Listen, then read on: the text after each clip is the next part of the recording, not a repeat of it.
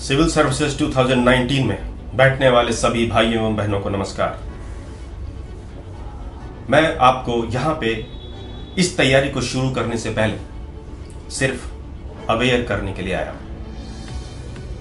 देखिए 2019 में जब आप एग्जाम में बैठेंगे, अगर अभी से हम टाइम पीरियड जोड़ें तो लगभग 1 साल का टाइम पीरियड आपके पास बचा होगा। मैं आपको सिर्फ ये बताना चाहता हूं कि जितने भी लोग ये ख्वाब सजा के रखे हुए हैं कि हम एक कोचिंग इंस्टीट्यूट में जाएंगे, एक क्लासरूम प्रोग्राम ज्वाइन करेंगे या यूट्यूब पे पढ़ेंगे या ऑनलाइन कोई कोर्स ज्वाइन करेंगे सिविल सर्विसेज के एग्जाम के लिए, उन सबको मैं कुछ ट्रुथ बताना चाहता हूं।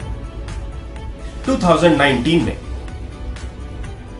जो लोग आपके साथ बैठने वाले हैं, अगर आपके दिमाग में यह चल रहा हो कि वो सारे लोग आप जैसे लोग होंगे जो ग्रेजुएशन पास करके आ रहे हैं, तो आपकी थोड़ी सी गलतफहमी है। आप जब तक इस कंपटीशन के बारे में जानेंगे नहीं, जब तक उसके सारे चीजों को समझेंगे नहीं, सारे पहलू को जानेंगे नहीं, तब तक इस एग्जाम को क्रैक करना थोड़ा सा मुश्किल हो जाएगा। आप जैसा ख्वाब सजाने वाले लोग पिछले साल भी आए थे, उसके पिछले साल भी आए थे, उसके पिछले साल भी आए थे, और वो सारे लोग इस मार्केट से गए नहीं हैं। वो सारे लोग यहीं के यहीं हैं। अब जरा सोच के देखो कि 2019 में आप एग्जाम में बैठने जा रहे हो और आपके साथ बैठ रहा है वो बच्चा जो 5 साल पहले यहीं पे बेस्ट इंस्टीट्यूट में आया था, उसने ज्वाइन किया, और अब आपके साथ 2019 में यूं बैठने जा रहा है पैरेलली। कैसे बीट करोगे उसको? आप जरा सोच के देखो कि ये 4 साल 5 साल पहले जो बच्चा आया है, ये है कौन? ये वो है जिसका शायद प्री ही ना निकला हो एक बार। यार उससे तो आपको लड़ना ही है। इसके साथ साथ ऐसा बच्चा जो 3 बार से मेंस लिखा होगा, वो भी आपके साथ बैठा होगा। आपको लग रहा होगा कि अरे नहीं, हम तो 15 घंटे पढ़ेंगे, हम इसको बीट करेंगे। जो 3 बार मेंस लिखा होगा वो नहीं पढ़ा होगा। इसके बाद ऐसा बच्चा मिलेगा जो 2 बार से इंटरव्यू दे रहा होगा। क्या वो मार्केट से चला गया? नहीं, मार्केट से नहीं गया वो। अब उसको एक फ्रेशर जो अभी तैयारी शुरू करने जा रहा है, 1 साल टाइम में वो इतना एक्सपीरियंस ले लेगा कि उसको आराम से बीट कर देगा। मैं आपसे पूछना चाहता हूं कि अगर आप 4 साल से तैयारी कर रहे हो और 2 बार से इंटरव्यू दिए हो, तो क्या आप आसानी से एक फ्रेशर जो 1 साल पहले आएगा और कोचिंग ज्वाइन करके आपको 1 साल में बीट करना चाहता होगा और आप आसानी से बीट हो जाओगे? आप आराम से बीट हो जाओगे? नहीं, बिल्कुल नहीं। तो आपको अवेयर होना पड़ेगा कि आपको कुछ तो डिफरेंट करना पड़ेगा। अगर आपने सोचा होगा कि मैं क्लासरूम प्रोग्राम ज्वाइन करके और उसको बीट करूंगा, तो मैं बोलना चाहता हूं 5 साल पहले उसने भी सेम काम किया था। अगर आपको लग रहा है कि नहीं नहीं, वो तो कोई नॉर्मल सा इंसान होगा, तो नहीं भाई, वो IITN है, वो IIM है, 50 लाख का पैकेज छोड़ के आया, 1.5 करोड़ का पैकेज छोड़ के आया है, और वो सीधा भिड़ेगा आपसे क्योंकि उसका बहुत कुछ दांव पे लगा है। तो आपको क्या डिफरेंट करना है जिससे आप इसको बीट कर सको?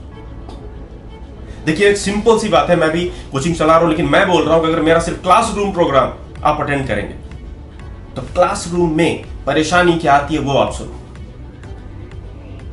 आप क्लास में बैठे हुए हैं, 50 लोग की क्लास है, सिर्फ 50 लोगों की बात कर रहा हूं, 600 की तो बात कर ही नहीं रहा मैं। उस 50 लोग जो बैठे हुए हैं, वो 50 के 50 लोगों की क्या पर्सनालिटी एक जैसी है?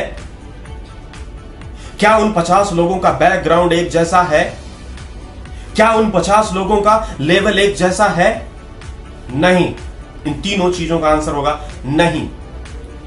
तो जो फैकल्टी आके खड़ा होता है, वो एक जैसी स्ट्रेटजी कैसे बता सकता है? लेकिन वो करेगा, उसकी मजबूरी है कि वो कॉमन स्ट्रेटजी। अगर मैं फैकल्टी हूं तो मैं भी खड़ा होता हूं क्लास में, तो मेरी भी ये प्रॉब्लम होती है कि मैं कॉमन स्ट्रेटजी क्रिएट करूं जो सबके ऊपर लागू हो जाए। लेकिन क्या सबके ऊपर वो लागू हो सकती है? नहीं। तो मैं ये कहना चाह रहा हूं कि क्लासरूम प्रोग्राम में कॉमन स्ट्रेटजी बताई जाती है, और कॉमन स्ट्रेटजी जान के आप उस बच्चे को बीट नहीं कर सकते जो 2 बार से इंटरव्यू दे रहा है। या जो ऑलरेडी IRS है और IRS से ख्वाब सजा रहा है कि वो आईएएस बनेगा, वो सिलेक्टेड है, अपनी रैंक बढ़ाने के लिए आपके साथ बैठने जा रहा है। कैसे बीट करोगे उसको? क्लासरूम प्रोग्राम ज्वाइन करके, यूट्यूब पे स्ट्रेटजी लेकर के, टॉपर्स के आइडियाज सुन के। मैं आपको बताना चाहता हूं, उनको बीट करना आसान है, लेकिन उसके लिए प्रोसेस सही होना चाहिए, मेथड सही होना चाहिए। और उसका एग्जांपल देना चाहूंगा कि आपने देखा इतने कंपटीशन होने के बावजूद हर साल 15% फ्रेशर्स इनको बीट करते हैं। क्या डिफरेंट करते होंगे वो? ध्यान से उनके बैकग्राउंड को चेक करो तो आपको पता चलेगा कि किसी के भैया ऑलरेडी आईएएस है, किसी की दीदी ऑलरेडी आईपीएस है। मैं ये कहना चाहता हूं कि अगर आपका एक बड़ा भाई हो जो ऑलरेडी सिविल सर्विसेज को अच्छी तरीके से जानता हो पिछले 5-6 सालों से, तो वो जानता है कि मिस्टेक्स होती कहां कहां पे हैं।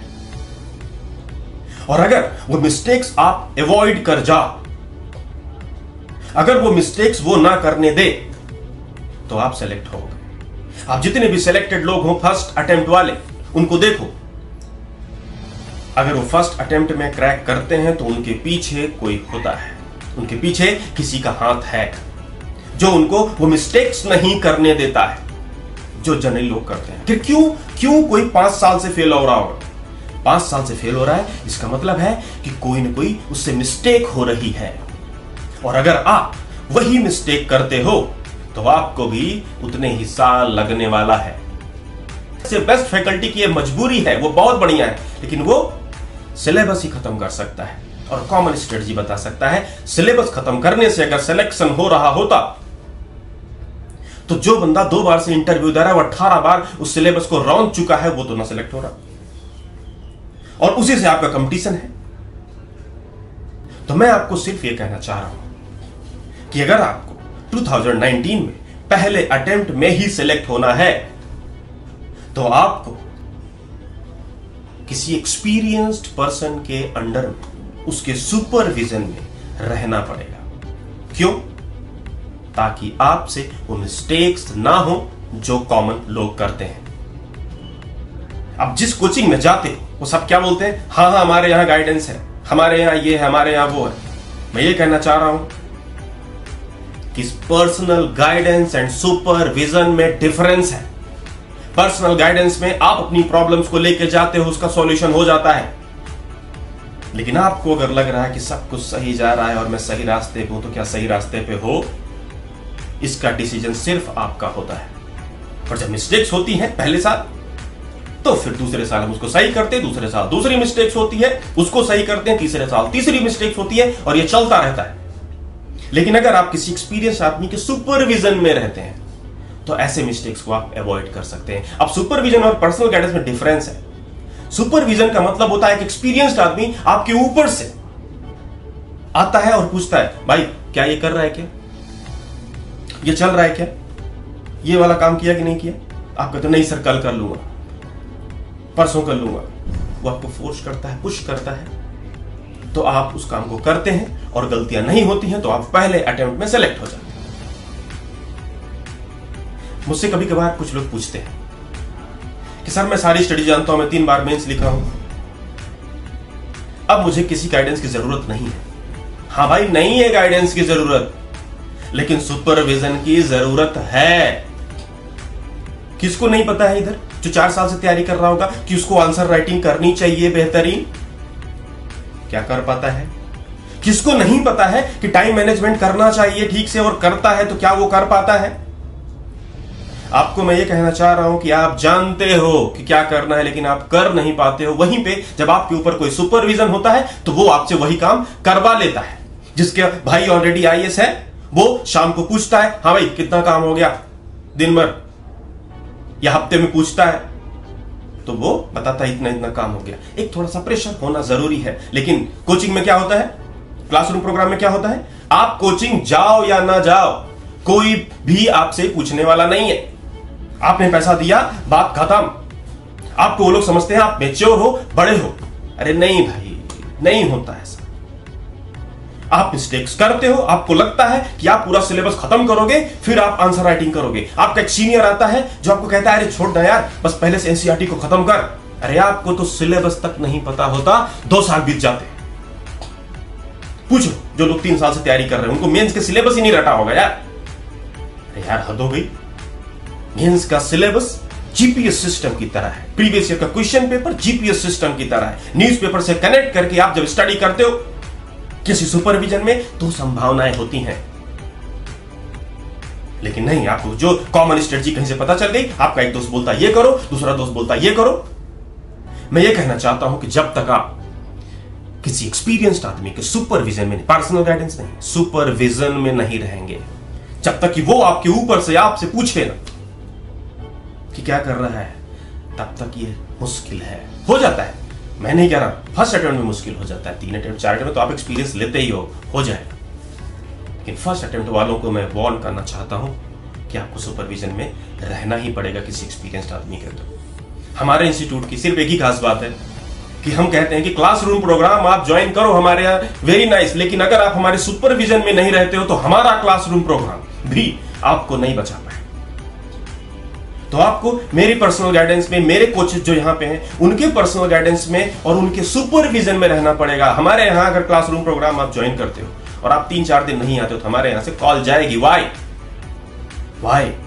क्योंकि हमें जरूरत है आपके सिलेक्शन की, हमें जरूरत है कि हम भी नंबर 1 रैंक दें, क्योंकि हमें भी इच्छा है कि हम भी नंबर 1 बने और उसके लिए मेहनत करनी पड़ेगी। लेकिन अगर आप हमारे सुपरविजन में आना चाहते हो तो हमारी कुछ कंडीशंस होती हैं, वो कंडीशंस आपको माननी पड़ेंगी, उसके बाद ही आपको हमारे यहां एडमिशन मिलता है। अदरवाइज पूरा इंस्टीट्यूट तो भरा पड़ा है यहां पे। आप जाओ वहां का क्लासरूम प्रोग्राम ज्वाइन करो। जितनी बातें मैंने बोली हैं आपको, अगर इनमें से अगले 2 साल 3 साल में आपको लगता है, 2 साल 3 साल में आपको लगता है कि I was right, please come, they will work for you. हो सकता है मैं ना मिलूं, कोई और मिले यहां, बट हम काम करेंगे आपके साथ। और हमारे यहां शायद ही कोई इंस्टीट्यूट हो यहां पे मुखर्जी नगर, राजेंद्र नगर में बड़े से बड़ा इंस्टीट्यूट, उसके 2 साल फेल बच्चे, 2 बार प्री फेल बच्चे, 2 बार मेंस फेल बच्चे मेरे सुपरविजन में आए हैं, बिकॉज दे नो कि there must be some push, उनके पीछे कोई होना चाहिए ताकि वो मिस्टेक्स ना करें और उनका सिलेक्शन हो। मैं सिर्फ ये कहना चाहता हूं कि अगर आप हमारे साथ जुड़ते हैं तो हम आपके बड़े भाई की तरह काम करें और करते हैं। आप आइए, किसी भी इंस्टीट्यूट के बारे में आपको जानना है तो वहां जाइए, उनके पुराने स्टूडेंट से मिलिए और उनसे पूछिए कि क्या ये लोग सच में करते हैं काम, क्या सच में गाइडेंस देते हैं, सच में पर्सनली आपके आंसर को चेक करते हैं। तब पता चलेगा। आपकी मनमानी नहीं चलेगी यहां पे जो सही होगा, जो यूपीएससी की रिक्वायरमेंट है वो हम करेंगे। अगर आप हमसे जुड़ना है तो आप सुनिए, हम कहेंगे 1 बजे से 7 बजे तक बैठना है तो बैठना पड़े। हम कहेंगे मेरे को 10 आंसर आज चाहिए तो मेरे को चाहिए। मैं कहूंगा कि मेरे को टाइम मैनेजमेंट चाहिए, उस डायरी को फिल करके तो चाहिए। ये सब करना है तो दिस इज गुड। अदरवाइज अपनी मनमानी करनी है, अपने तरीके से लाइव करनी है तो बहुत सारे इंस्टीट्यूट्स हैं, वहां पे करो आप। जब आपको लगे कि नहीं आप रेडी हो हमारी बात सुनने के लिए, आप रेडी हो वो सारी बात मानने के लिए। और हाँ, आप लोगों को जब सुनते हुए लग रहा होगा करे यार कोई 1 लाख रुपए खर्च करेगा तो सुनेगा नहीं, तो मैं आपको बताना चाह रहा हूं कि हाँ नहीं करते हैं, क्योंकि मैं पर्सनली ट्रेन कर रहा हूं और मैं उनके पीछे लगता हूं और लोग नहीं सुनते 1.5 लाख रुपए देने के बाद भी। तो हो जाएगा सेलेक्ट? नहीं।